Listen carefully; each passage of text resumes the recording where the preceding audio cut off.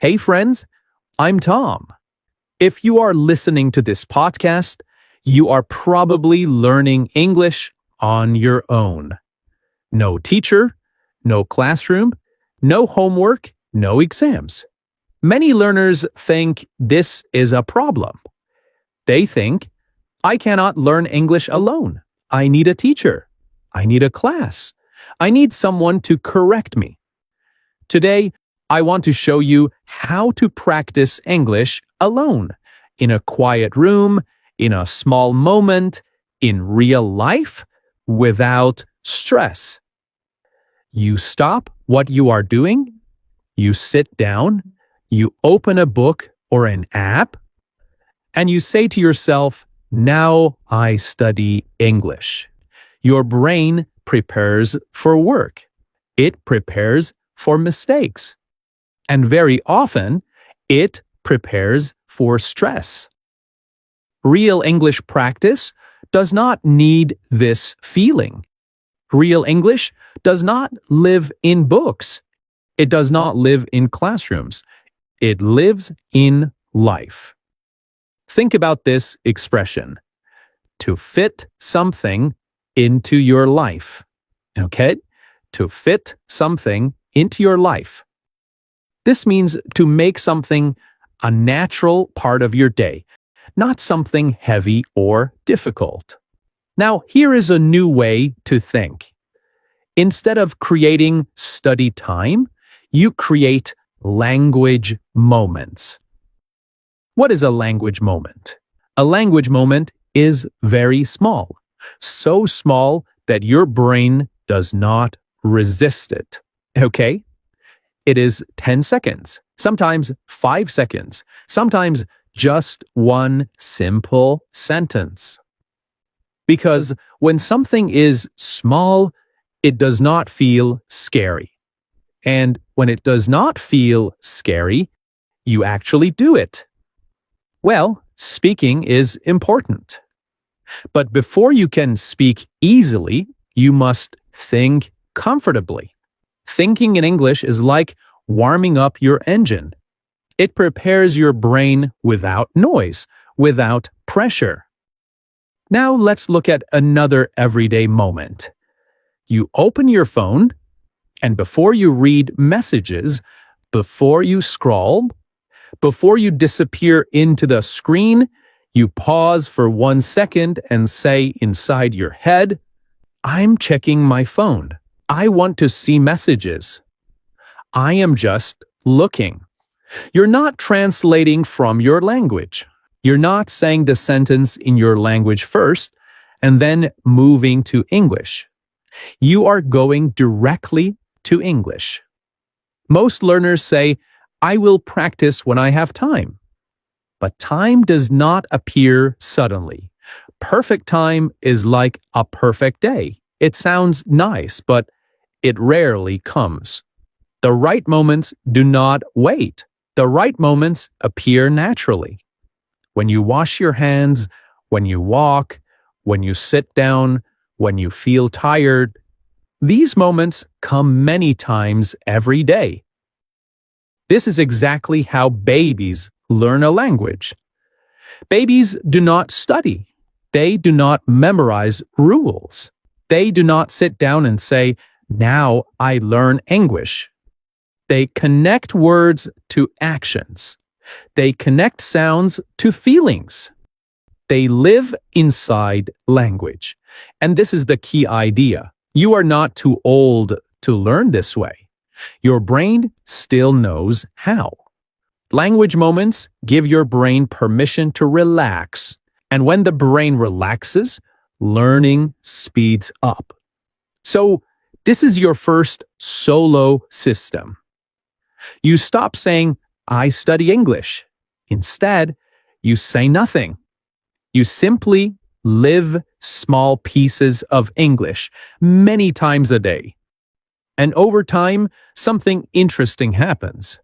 English stops feeling like work. It starts feeling familiar. All right. Many English learners say the same sentence again and again. I understand English, but I cannot speak. The real problem is fear of sound. When you speak out loud, many things happen at the same time. Your voice becomes public. Your mistakes become real. You feel exposed, okay? For many learners, speaking English feels like putting yourself out there too early. So the body reacts. The throat becomes tight. The mind goes blank. The words disappear. This is not because you are bad at English. It is because your brain thinks you are in danger. So here is a very different idea. What if you could practice speaking without danger, without fear? What if you could train your mouth and your brain without making a sound? This is where invisible speaking begins. So, invisible speaking means this. You move your mouth, you form the words, but no sound comes out. You are speaking, but only you know it. At first, this may feel strange. But think about this expression. To take the pressure off. Okay? To take the pressure off. It means to remove stress from a situation. Invisible speaking takes the pressure off speaking. Because there is no sound. There is no audience. And when there is no audience, fear becomes smaller. You can practice invisible speaking almost anywhere. When you are walking, when you are sitting on a bus, when you are alone at home, even when people are around you. Nobody hears you. Nobody judges you. You slowly move your lips and say, I think today was long. I feel a little tired. I want to rest. You're not trying to sound fluent. You are training movement. Speaking is not only language. Speaking is physical. Your mouth, your tongue, your jaw all need practice. To ease into something. Okay? To ease into something. It means to start slowly without force. Invisible speaking helps you ease into speaking. You're not jumping into deep water. You're not standing at the edge, letting your feet get used to it. Another powerful part of invisible speaking is confidence. When your mouth moves in English every day, even without sound, your body learns this is normal. And when something feels normal, fear loses power. Confidence comes after action. This means you act first, and confidence follows. Invisible speaking is action without risk. After some time, something interesting happens. Sound wants to come out. At first, maybe only one word. Maybe only a whisper. You do not force it. Forcing creates tension, and tension blocks fluency. So you let it happen naturally. It means you allow things to develop in their own time. You let sound appear naturally, like a door opening slowly. You do not push the door. You do not kick it open. You must turn the handle and wait. This is very different from classroom speaking. In classrooms, learners often feel they are on the spot. It means everyone is watching and waiting for you. You are on the spot. Invisible speaking removes the spotlight. You will no longer feel on the spot. There is no spotlight. There is only practice. When you speak silently, your brain focuses on meaning, not speed. You're not racing. You are building smooth pathways in your mind. These pathways make future speaking easier. So, invisible speaking is not fake practice, it is pre-speaking. It prepares your system. And one day, you realize something important. Speaking out loud feels less scary. Not because you forced yourself, but because your brain already knows the path. Invisible speaking taught it the way. This is practice without embarrassment, practice without correction, practice without stress. And that is why it works. Many learners have too much English on their plate. They know many words, but they cannot use them easily. They understand many rules, but they freeze when they want to speak. This happens because language does not grow wide first. It grows deep first. Instead of learning many things in one day, you learn one idea, not one word, not one grammar rule, one idea. For example, the idea of being tired, the idea of waiting, the idea of enjoying something small, the idea of not wanting to do something. This is important. Ideas connect language to life. Words alone are empty. Ideas are meaningful. They are full. So when you choose one idea for the day, you say to yourself quietly, "Today, my English idea is being tired." That is all. You do not write it down. You do not study it. You simply keep it in your mind. Then, during the day, you return to this idea again and again in English. You might think, "I feel tired today. I am a little tired, but it's okay. I was tired this morning. I want to rest later." These sentences are simple, but something important is happening. You are not chasing English. English is walking beside you. Many learners believe fluency means fast speaking, but fluency actually means easy thinking. When the same idea comes back again and again, your brain stops working hard. The sentences come more naturally. This is how children learn to speak. They talk about the same things many times. They do not say something new every minute. They repeat ideas, but in slightly different ways. This repetition is not boring for the brain. It is reassuring. And there is a related idiom, to get the hang of something. It means to slowly understand how something works. Another important part of this system is emotional safety. When learners try to practice many topics, they often feel lost. They think, "I don't know enough words. I don't know how to say this. I am missing something." This creates frustration. But when you stay with one idea, you stop feeling behind. You feel grounded. Grounded means stable and calm. You know where you are. At the end of the day, you can say, "Today, I talked about being tired." That sentence alone gives you a sense of progress, not fake progress. Small wins are small successes that build motivation. One idea is a small win, and many small wins create confidence.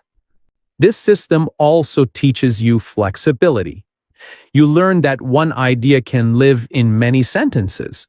You learn that English is not fixed, it moves, it bends, it adapts to your life. And something else happens quietly. The next day, when you choose a new idea, the old idea does not disappear. It stays. Your English grows like a tree, not wide and weak, but deep and strong. Roots first, branches later. Real language is not a test. In real life, language is often messy. People stop in the middle of sentences. People change their mind while speaking. People begin a thought and then leave it unfinished. Think about real conversations you hear every day. Someone asks a question and the other person stays silent for a moment. Someone says, "I don't know, maybe," and then stops. Someone thinks out loud, slowly, without a clear answer. This is not bad language. This is natural language. So here is a very different idea for solo practice. You practice English without answers. At first, this idea can feel uncomfortable because many learners believe that without an answer, there is no learning. You allow English to stay in your mind, calmly and quietly. You ask yourself slowly and gently, "Why do I feel calm right now?" And then you stop. You do not explain. You do not search for the perfect words. You do not panic. You simply let the question stay in your mind. Your brain is active, but relaxed. This is very important because stress closes the mind. When you are stressed, the brain wants to escape, but calm opens the mind. When you are calm, the brain becomes curious, and curiosity is one of the strongest forces in learning.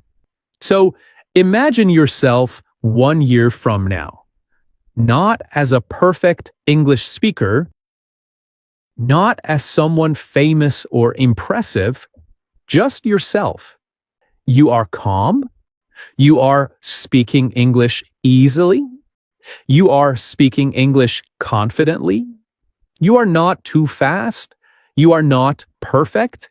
You're just comfortable. Now comes the key part. You imagine that future you is looking back at today. That future you remembers this time. And in English, future you says, "I remember when English was hard. I remember practicing alone. I remember feeling unsure." This changes everything. You will look back with kindness. It means you remember the past without judgment. Future you looks back at today with kindness, not with criticism. This matters because the brain learns better when it feels safe. Now imagine future you continues speaking in English. "I am glad I did not stop. I am glad I stayed patient. I am glad I trusted the process." Language grows quietly, and this technique helps you see that growth before it fully arrives. Okay, my friends, before we finish, I want you to remember one simple thing. You are not late. You are not slow. You are not doing this wrong. Learning English alone does not mean learning English alone without support. It means learning in a quieter way, a kinder way. You take it one step at a time. It means you move forward slowly without pressure. Keep learning, keep growing, and keep believing in yourself. Bye for now. Your progress doesn't end here. To continue advancing your English skills, click on the next video or explore the additional video that we thoughtfully selected for you.